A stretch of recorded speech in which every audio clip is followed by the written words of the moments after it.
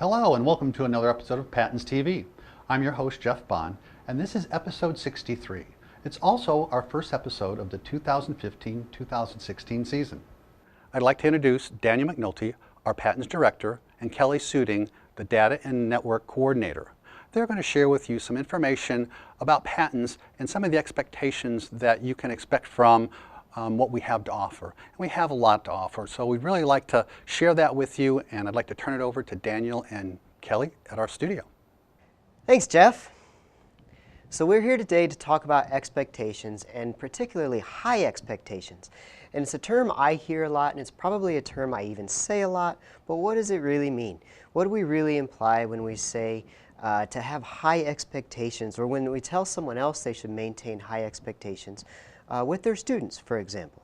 And then what in the world do we really mean when we talk about maintaining or creating or building a culture of high expectations? It all sounds really great, and it looks even better when you put it on a big banner in the hallway, for example, or in your mission statement. But if you really want it to be more than that, then we really have to very closely examine what it means to say that we have high expectations for ourselves and for our students. And in that examination, I have a couple of ideas to share to get us started, and Kelly's going to share some tools with us that might help with implementation into the new school year. And so first of all, I think it has to be a two-way street. And so we're going to look at a few slides on my computer here, and then we'll jump back and forth between my computer and Kelly's computer to look at some tools. So I think high expectations has to be a two-way street. And by that, I mean that to really expect our students to understand that we have high expectations for them, we also have to allow them to have high expectations for us. So I saw this as an example, and I really like it. It's saying to your students, what do you expect from me in order to be your best this year? And to have them be truly honest with that is a big thing. And so that two-way street of high expectations, I think, is an essential first element to building that culture of high expectations. And so Kelly's got a really cool tool that happens to be one of my favorite tools called Padlet that I think could be a choice in a way that we do the same sort of thing. So it could be done in sticky notes, or it could be done like Kelly's going to show you.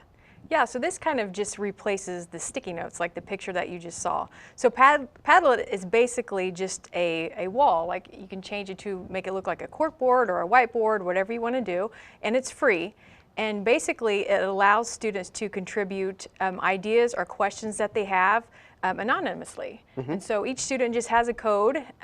You create your own wall for your class, and so each student has a code, and they just get on their device or their computer and type in this code, and then they can ask questions or anything that they want to, put pictures, concerns anonymously up on the board. So if the teacher's talking and doesn't want to be interrupted, the students can just add and contribute ideas there, and then the teacher can go back and kind of throughout the day and see what's going on. And this can also allow students to respond to what they might expect from their teacher outside of the hours of 8 to 3 and outside of the four walls of the classroom. So a student can do this laying in their bed at 2 o'clock in the morning when they remember, oh, this is what I really need from my teacher this year. They can click on here and post it and make it anonymous if they want to. Yes. And they could respond in picture or video as well. So maybe they can't physically write on a sticky note and then walk up to a wall and stick it on there, but they could find a way to double click on there and record themselves saying something. And I do like the idea of having it available all the time, because not all of our best ideas happen during the school day. So, right. Yes. Absolutely. Okay, so when we talk about what expectations actually are here, expectations really are quick predictions about how much value a person's contributions are going to add to the overall goal or the task at hand. And so I think when we're looking at building a culture of high expectations, we have to look at really what is the goal at hand for this particular lesson, what's the goal at hand for your classroom or for your class period, what's the goal at hand for the building in general or for the district in general. And so when we kind of look at it broadly like that, there's another tool that Kelly has called 1 Second Every Day. And I think this could fit really nicely into a way of starting this initial goal at hand. That's right, because you're already having high expectations for yourself as a teacher and for your students. So this is a great way. It's a fun app and it's free. It's called 1 Second Every Day, and what it does is you capture basically just 1 second of your day with a picture or video with your device. And then at the end of the school year, it collectively creates a video of your 1 seconds each day. So you're going to expect to do something great every single day. So this is a great way to capture that. And then at the end, you can share it with your students, the parents, have it up on your website. So that's a fun thing to use. So at the end of it, at the end of the school year, you've got all these seconds, and then it puts all those seconds of pictures and video into like a movie? Yes, it turns it into a movie, and you can do edits and add music and do all kinds of fun things with it. And you can get it on the App Store. It does say it's $2.99, but I think you can get it free also. Cool. So that's 1 second every day. 1 second every day.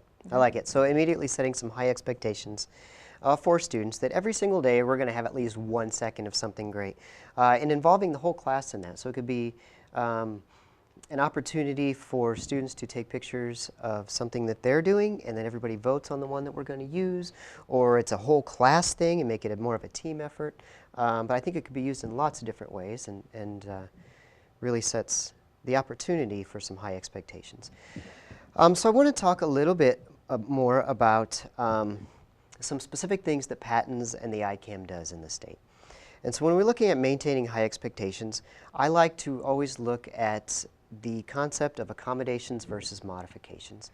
And so when we're looking at a modification, we're talking about changing the general education curriculum. We're modifying the content. And when we do that, what we are essentially doing is taking a student off of diploma track.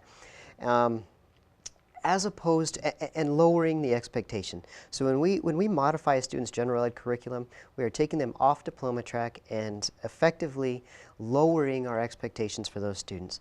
And so sometimes that does have to happen, but in contrast, I like to consider accommodations that do not modify the content. They allow for some changes in the way that we're presenting the content, in the way that we allow for timing, in the way we allow students to interact with and respond to the content, or the setting or the equipment they use to do those things. And when we do that, we're not modifying the content itself. And so in theory, then, we're maintaining the same expectation. And so when we talk about accommodations, then, we're looking at three things that the Pattons Project and the Indiana Center for Accessible Materials do very well. So we're looking at specialized formats of materials. So Braille and large print and NYMIS textbooks and EPUBs and digital books and curricular materials of various formats that are the same content. So the way that content's presented, it's different, but it's the same content. Then we're also talking about assistive technology, which offers some differing ways of accessing or interacting with or responding to the same content. So Padlet, for example, could be an example of assistive technology for that student who can't physically write on a sticky note and then walk up to the wall and place it on the wall. And then universal design for learning as offering a very flexible nature of choice that's built into the learning environment from the ground up. So I want to talk then a little bit about the dignity of risk. And this is a term hopefully most educators have heard, but some probably have not. And it's the allowing and expecting of yourself and your students the opportunity to explore in such a way that they may fail. And that's scary to teachers sometimes, especially to teachers who work with students with disabilities. We often, in the interest of providing the best care, want to protect them from failure. But what we're essentially doing is denying a student the opportunity to feel proud when the only choice they have is the correct choice. So we have to allow them that opportunity to fail. However, we can build in certain scaffolds and tools that allow them to succeed. And I know, Kelly, you've done a lot with QR codes, and I think you've got some QR tools that you can show us that teachers can use to build in some of those scaffolds around the classroom. Sure. So QR codes are just small pictures with different pixels. So you can create QR codes and perhaps put just the codes on a desk that will give instructions for the day, or you can scan and have the students a visual calendar. You can have them up throughout the room with different rules, or by the light switches saying if you need to turn the lights on or off, or directions and stations. So QR codes, you can embed pictures, text, video. What we have up is QR Stuff, and it's a free app. You just type on to the left. It just gives you a list of everything that you can direct the QR code to. There's also QR Creator, which is through Google. You just add it to your Google Chrome. That's also free. And there's also one called QR Voice, and that's fun. It will give you verbal directions. You can type in anything that you want to say, or you can record, and it generates that QR code. So when the student scans that, it'll actually be like verbal feedback from that QR code. And also on your device, you'll need a QR scanner. There's free ones. The one I have up is QR Reader for an iPhone, but there's also one for your iPad. There's a free one called Scan, and they're all free. And you can also use your webcam on your laptop, if that's what you have, to scan the QR codes. Yeah, great. So we have got the Patton State Conference coming up November 4th and 5th, and we have two keynote speakers that I would like to talk just a little bit about, because they're both going to talk about high expectations. And so first we have Daniel Kish, who is an individual who is blind, and he is actually in the lead here on these, the lead guy here on these 3 bikes. And so he's riding a bicycle. He is blind. He navigates state parks and does all kinds of really great things.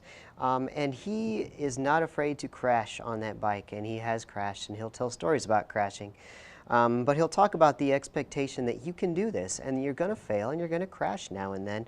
But in the end, what you're going to be able to do is something that most people would say you probably can't do. And our second keynote presenter is Brett Eastburn, who in 1988 was the 4th place in the nation wrestler in the Amateur Athletic Union. He was high school varsity captain, green belt in martial arts, and a nationally recognized artist with no arms and no legs. So this is another man who is doing things that most people would say, I wouldn't expect this man to do. So maintaining high expectations. And so again, November 4th and 5th is the date of that state conference. Registration now is open, and we will have to cut it off if it gets too high. And so this is, I think, the earliest we've ever had it open. So do get in there quickly.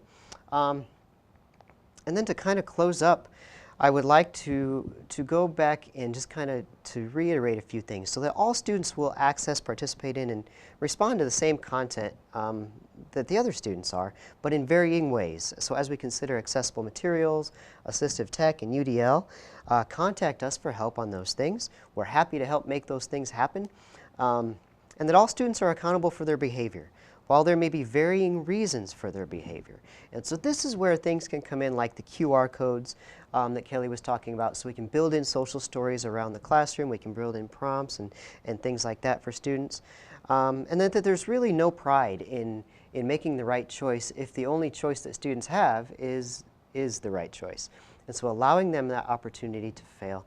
And so when we talk about the accountability for behavior and the varying reasons for their behavior, I believe you have at least one more tool to show us about digital storytelling. There is digital storytelling. Actually, Google just made an announcement that they have partnered up with Launchpad Toys. If you've ever used any apps by Launchpad Toys, they are great.